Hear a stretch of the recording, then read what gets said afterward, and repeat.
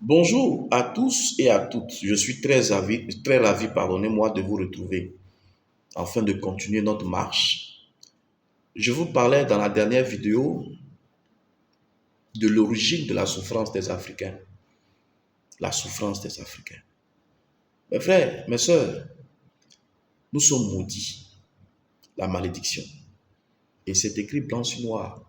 Cette histoire de tour de Babel, c'est notre histoire, nous les Africains. C'est pas quelque chose qui est écrit, qui n'a pas de sens. Vous voyez, c'est nous, notre histoire. Et cela a été écrit depuis longtemps. Parce que, comme vous le savez, il arrive dans la vie de quelqu'un un temps où tu dois sortir de la souffrance. Tu vois? Et lorsque ce temps arrive, tu dois comprendre beaucoup de choses. Parce que la seule chose qui va te permettre de sortir de la souffrance, c'est ta connaissance. C'est la vérité.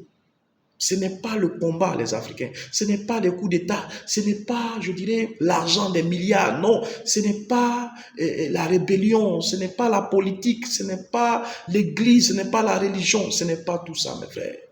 C'est la vérité. C'est la vérité. Et aujourd'hui, nous sommes dans le temps de la lumière. Nous sommes dans le temps de la lumière. Où la lumière, ça éclaire. Donc, on voit tout. Tout ce qui est caché doit sortir. Vous voyez, nous sommes dans un temps spécial. Le temps de l'esprit.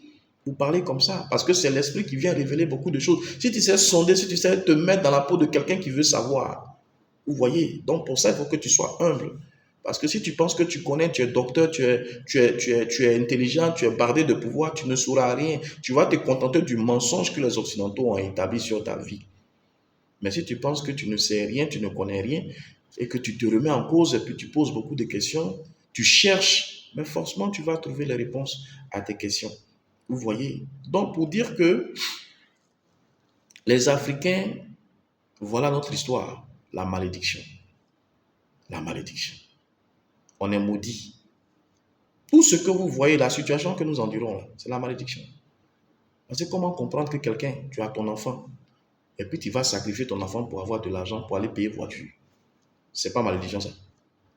C'est malédiction. Tu vois? Tu as ta femme, tu vis avec ta femme, vous vivez bien, et puis vous avez des enfants, tu la laisses pour aller marier une autre femme. Et puis tes enfants restent là. C'est malédiction. Tu es un monsieur, tu es bien, tu es un beau mari, il te donne tout, tu le laisses souffrir lui seul, et puis tu t'en t'attacher, faire la vie. C'est malédiction. Tout cela, c'est malédiction.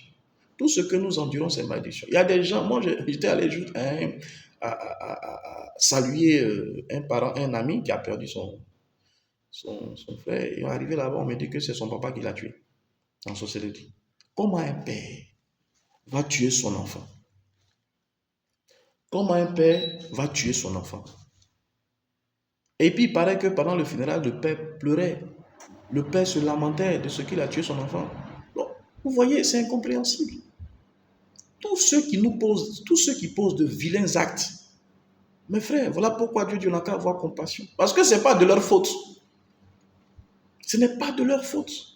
On est maudit. Toi-même, tu as été aussi persécuteur. Tu as persécuté quelqu'un. Donc, notre malédiction aussi explique le fait qu'on doit se faire entre nous du mal. Un autre frère, celui qui était censé protéger son frère, va se lever pour le sacrifier, pour le vendre. Ça aussi, c'est le fruit de notre malédiction. C'est le fruit de notre malédiction. Vous voyez ça? Voilà pourquoi Dieu demande de pardonner. De pardonner. Et ça aussi, c'est une compréhension. Parce que quelqu'un qui me fait du mal, pourquoi moi je vais lui pardonner? Pourquoi moi je vais accepter? Bien au contraire, j'ai dû donner son truc, je vais me venger. Mais Dieu dit, il ne faut pas faire ça. Voilà aussi là une orientation qui doit nous amener à comprendre pourquoi Dieu te dit, quelqu'un qui me frappe, te dit, il ne faut pas, moi je vais réagir. Il dit, il faut avoir compassion. Mais on a compassion de quelqu'un qu'on sait que ce n'est pas lui-même, ce n'est pas sa faute. Donc pour dire effectivement que ne vous battez pas entre vous. Le jour que vous allez comprendre là, mettez fin à vos querelles parce que ce n'est pas de la faute de celui qui te persécute. Ce n'est pas la faute de ta femme, ce n'est pas la faute de ton mari, ce n'est pas la faute de tes enfants, ce n'est pas la faute de ton directeur général, de ton patron, ce n'est pas la faute de ton président, ce n'est pas la faute de qui que ce soit, ce n'est même pas la faute des Occidentaux, mes frères. Ceux qu'on accuse, c'est vrai, ils nous font du mal, c'est vrai qu'ils nous détestent. Mais quand tu vois au fond, ce n'est pas de leur faute.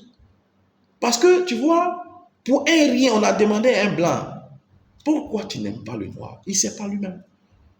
Il ne sait pas pourquoi il n'aime pas le noir. Tout compte fait, il n'aime pas seulement, c'est tout. Il ne veut pas le voir. Mais il y a quoi? Il t'a fait quoi? Tu ne peux pas expliquer. Vous voyez? Donc, eux-mêmes, là, ils souffrent de cette situation. Parce qu'ils portent un fardeau pour nous faire payer quelque chose, pour nous amener à comprendre quelque chose. Celui qui te persécute, il porte un fardeau. En fait, il fait pitié. Voilà pourquoi on dit d'avoir compassion de lui. Oh. Voilà pourquoi on dit d'avoir compassion de lui. Parce que celui qui te fait du mal, il y a quelque chose qu'il porte qui n'est pas normal. Tu vois? Mais si tu n'as pas la vérité, est-ce que tu peux comprendre ça? Si tu n'as pas la vérité, est-ce que tu peux pratiquer ça? On va à l'église, on dit qu'il faut pardonner à tous ceux qui te persécutent. Et puis toi-même, tu vois quelqu'un qui t'a persécuté, puis tu dis, mon frère, vrai, hein, amusement à part. On a dit de faire, mais moi, il ne peut pas. Parce que tu n'as pas de force. Tu n'as pas de force parce que tu n'as pas la vérité. Mais quand tu comprends le pourquoi, mais tu vois la personne qui te fait du mal, et puis tu lui parles, tu lui donnes du pardon, tu pardonnes ses œuvres, son acte. Tu vois? Tu sais pardonner parce que tu comprends. Tu sais ce qui est derrière, tu sais ce qui se passe dans sa vie. Tu vois? Et puis tu le laisses tomber. Voilà ce que nous devons avoir comme attitude, comme compréhension. Parce que nous sommes maudits. Et nous subissons donc les fruits de cette malédiction-là. Vous voyez? Mais nous allons comprendre maintenant l'origine. Pourquoi? Vous savez, tout ce qu'on dit que nous avons péché. Vous voyez? Nous avons péché. Mais Dieu dit dans la Bible que si tu as péché, si ton péché est noir comme le cramoisi, si tu demandes pardon là, je vais te pardonner. Mes frères, mes soeurs, qui n'a pas demandé pardon sur la terre ici? De vous à moi. Qui n'a pas, qui ne s'est pas engenouillé pour demander pardon à Dieu? Tout le monde. Que tu partes à l'église ou tu ne vas pas à l'église. Il n'y a pas quelqu'un qui a dit n'a pas fléchi les genoux pour demander pardon à Dieu. On a demandé pardon. Mais pourquoi depuis lors, on ne sort pas de la situation? On ne sort pas de la malédiction. Vous voyez? On ne sort pas de la malédiction. On continue de souffrir. Il y a un problème qui arrive, tu vas demander pardon. Demain, encore un autre problème va venir, tu vas demander pardon. Tu vas te mettre à demander pardon tout le temps. Et vers la fin, ça n'a plus de sens.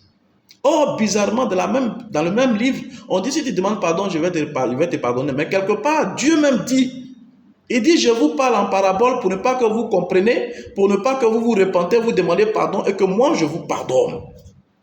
C'est bizarre. Pendant que le même livre dit que si tu demandes pardon, je vais te accorder, le même livre dit que je ne suis pas prêt à te pardonner. Voilà pourquoi je te donne un message voilé. C'est bizarre. Pourquoi c'est bizarre? C'est fait exprès. Pour que nous puissions nous élever. Quand on va à l'école, est-ce qu'on nous donne réponse là facilement? On fait des opérations, on cache. C'est pour que tu puisses t'élever. C'est la même chose. C'est la même chose.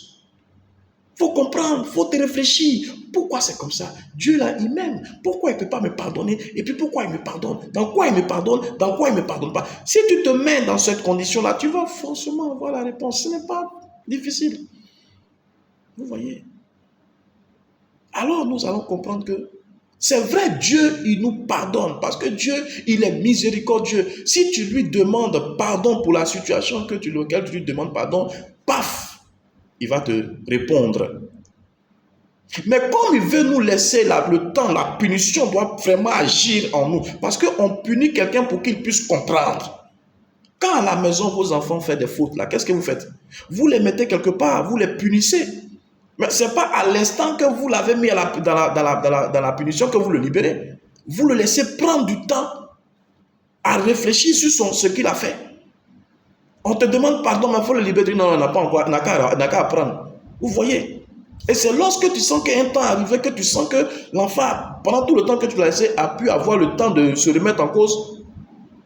Tu viens et puis tu lui dis ce que tu as fait. Tu lui révèles ce que tu as fait, ce qu'il a fait que tu n'aimes pas et ce qui est dangereux pour lui-même. Et quand l'enfant comprend, au vu de la souffrance qu'il a endurée, il dit quoi? Vraiment, c'était pour mon propre bien. Papa, je te demande pardon. Et quand c'est comme ça, le papa, il est content de son enfant et il lui redonne la place à son enfant. Voilà le mécanisme. Nous avons fauté contre notre Père. On dit nous avons péché.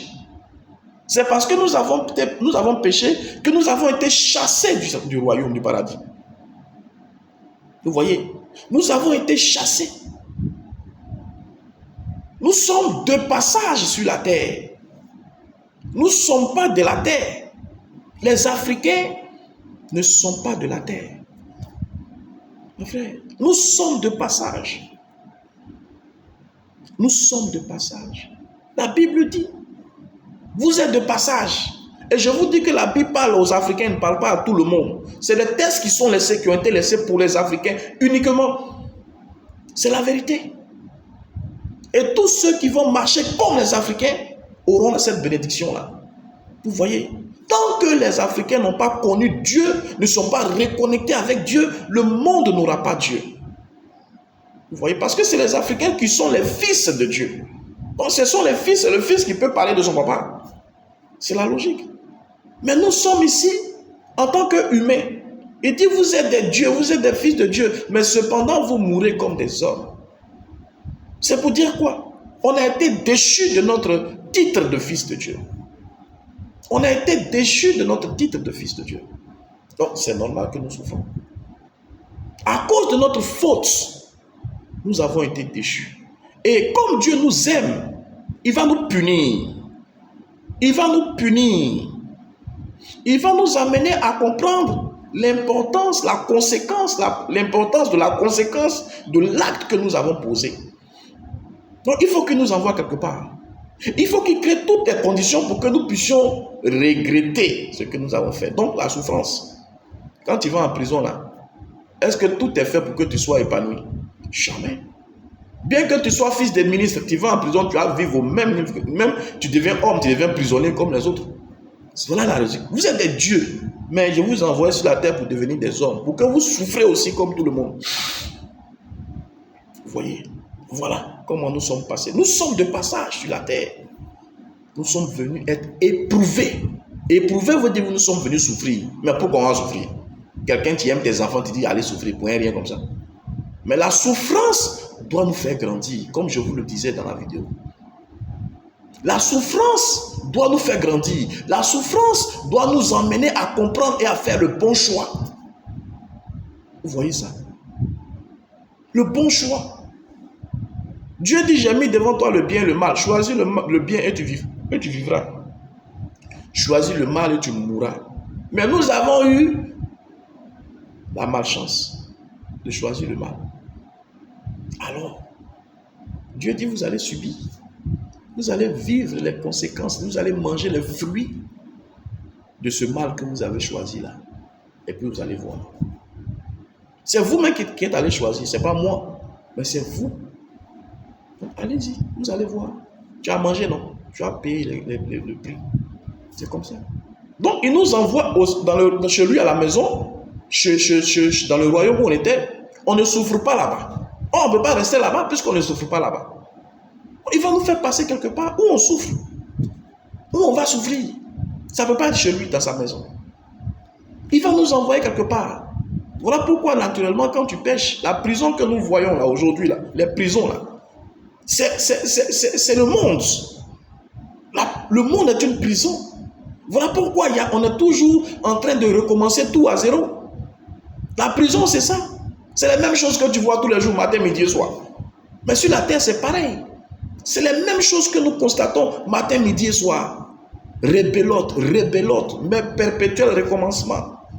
C'est que tu vois, matin tu te lèves, tu vas au travail, tu reviens le soir dormir. Le matin tu te réveilles, tu vas au travail, tu reviens dormir. Ainsi, ça ne finit pas. C'est la prison. Allez-y demander aux prisonniers physiquement là, qu'est-ce qu'ils en pensent. Ils vont te dire c'est la même chose. Nous on a assis, c'est la même chose là qui se passe tous les jours, matin, midi et soir, pendant des années. Mais on dit la prison, mais surtout maison de correction, d'arrêt et de correction. Ça veut dire que le monde là, on est venu être corrigé, nous les Africains. On est venu être corrigé parce qu'on a fait une faute, un dégât matériel. On est venu souffrir. Donc il faut qu'on se mette dans la peau, il nous met dans la peau de quelque chose qui peut souffrir. Donc il va nous déchoir de notre titre de fils de Dieu. Il va dire, regardez, ils sont même chose, ils sont les hommes. Allez, frappe-les. Il va donner pouvoir au mal de frapper ses enfants. Mais surtout, de ne pas les tuer, mais de les éduquer. Vous voyez, voilà le fond de notre passage sur la terre. Et pour dire que les Africains sont de passage sur la terre, vous voyez, en Afrique, il y a des tribus. Il y a beaucoup de tribus qui ont cette information de ce que nous ne sommes pas de la terre. En Côte d'Ivoire, il y a une tribu qu'on appelle les Ores-Krobou. Ores-Krobou. C'est une petite tribu, hein, peut-être qui est en voie de disparition. Parce qu'ils ne sont vraiment pas nombreux. Mais eux, ils disent quoi? Que nous venons du ciel. Que nous sommes de passage, nous sommes descendus du ciel. Et ceux qui sont initiés, ils peuvent voir les chaînes par lesquelles nous sommes descendus. Vous voyez ça? Il y a beaucoup de tribus africaines qui le disent, pour dire que c'est une réalité. Pour dire que c'est une réalité. Nous sommes de passage. La terre n'est pas chez nous. Nous sommes venus comprendre quelque chose et puis retourner. Vous voyez ça? Et donc, voilà la condition de notre souffrance. Mais cette souffrance-là, ce n'est pas pour nous tuer. Voilà pourquoi, mes frères, je vous dis, quelle que soit la situation que vous traversez, comprenez qu'il y a un message à recevoir. Vous devez comprendre l'épreuve. Sinon, tu as fait quoi? Et puis l'autre, il a fait quoi? Et puis ce que toi, tu as là, lui aussi, il n'a pas. C'est compliqué. Pour dire que nous devons réfléchir. Nous ne devons pas vraiment nous précipiter à accuser, à se battre, à s'énerver contre l'attitude de l'autre. Mais il faut s'asseoir et puis réfléchir à tout ce qui nous arrive et tirer de très bonnes conclusions, de très bonnes résolutions, de très bonnes leçons. Et on va grandir. Vous voyez? Mes frères, mes sœurs, voilà l'état de notre histoire pour dire qu'effectivement nous souffrons. Donc, c'est parce que nous sommes maudits que nous sommes là. Mais qu'est-ce qu'on a fait? Qu'est-ce qu'on a fait pour recevoir cette malédiction-là? Pour partir de la tour de Babel, on dit quoi? On dit, les hommes là, les hommes c'est nous les Africains. C'est-à-dire que l'attroupement, mes enfants, mes hommes, c'est-à-dire les gens de chez moi, ils ont voulu se faire une tour pour atteindre Dieu. Vous voyez ça? On veut atteindre Dieu. On veut devenir comme Dieu. Voilà ce que ça veut dire. Vous voyez? L'homme a voulu se faire une tour pour atteindre Dieu. Comment quelqu'un pour un bon matin comme ça on va atteindre Dieu? Ce n'est pas une vérité, c'est une allégorie. Pour qu'on puisse comprendre. Mais c'est il y a des gens qui vont expliquer, ils vont dire, ça s'est passé en Jamaïque. Oui, la tour de Babel, là, voilà. On a les tours même, voilà les maisons là même qui sont là, ça a été, il y a longtemps, voilà les maisons là. Mais c'est ridicule. Parce que c'est une allégorie, ça n'a jamais existé quelque part. Pour dire c'est une leçon, tu dois comprendre, toi qui es intelligent. Comment quelqu'un va construire tout pour arriver au ciel? Mais où est Dieu? Tu connais chez Dieu? Est-ce que tu sais où est la maison de Dieu? Pour que tu puisses arriver là-bas. C'est pour dire qu'il y a quelque chose. Et ce n'est pas vraiment tout, ce n'est pas immeuble. L'homme a voulu se faire égal de Dieu. L'homme a voulu se faire, l'Africain, le fils de Dieu, a voulu prendre la place de son papa. Vous voyez? Le fils a voulu prendre la place de son père. Le fils a voulu prendre la place de son père. Le fils a voulu se faire Dieu. Le fils a voulu avoir le pouvoir de son père. Voilà la faute. Voilà la faute. Vous voyez ça? Mais regardez quand on lit la Genèse, le péché originel. Qu'est-ce que le serpent vient dire à Ève? Qu'est-ce que le serpent vient dire à Ève? Il dit, si tu manges cette pomme, tes yeux s'ouvriront et tu seras quoi? Comme Dieu. Tu seras Dieu. Donc, il motive Ève ici à devenir Dieu, à devenir comme Dieu. Vous voyez? Oh, il ne peut pas avoir de Dieu. Si tu veux être Dieu, c'est parce que tu veux enlever le véritable pour prendre sa place. Voilà ce qui est clair. Tu veux prendre la place de Dieu. Tu veux être orgueilleux. Tu veux être hautain. Tu veux qu'on te serve. Tu veux avoir le pouvoir. Mais pourtant, tu es fils de Dieu, tu as déjà ce pouvoir-là. Vous voyez? Mais pourquoi ça va énerver Dieu? Pourquoi ça va faire mal? Pourquoi ça va devenir une faute pour qu'on puisse être maudit? C'est parce qu'on a voulu détrôner Dieu. On s'est rébellé contre lui. Vous comprenez ça? Le mot, la rébellion. On s'est rébellé contre Dieu. Et la même Bible dit qu'il y a une guerre qui s'est passée dans le ciel entre les rebelles et Dieu. Parce que les gens voulaient détrôner Dieu. Nous, les fils maudits, là, on a voulu détrôner Dieu. Prendre sa place. Parce qu'on a été séduit par le menteur. On a été séduit par le voleur. Donc, on a voulu prendre la place de Dieu. Et il y a eu un coup d'état qui s'est passé. Voilà l'origine des coups d'état. Mes frères, regardez tout le temps. Regardez tous les coups d'état en Afrique. En Afrique, c'est le premier continent qui rigole de coups d'état. C'est vrai que d'autres en ont fait. Mais ici, là, c'est monnaie courante. Coup d'état, c'est tous les jours on fait. Vous voyez? Mais regardez, tous les coups d'état là viennent d'où? Viennent d'où?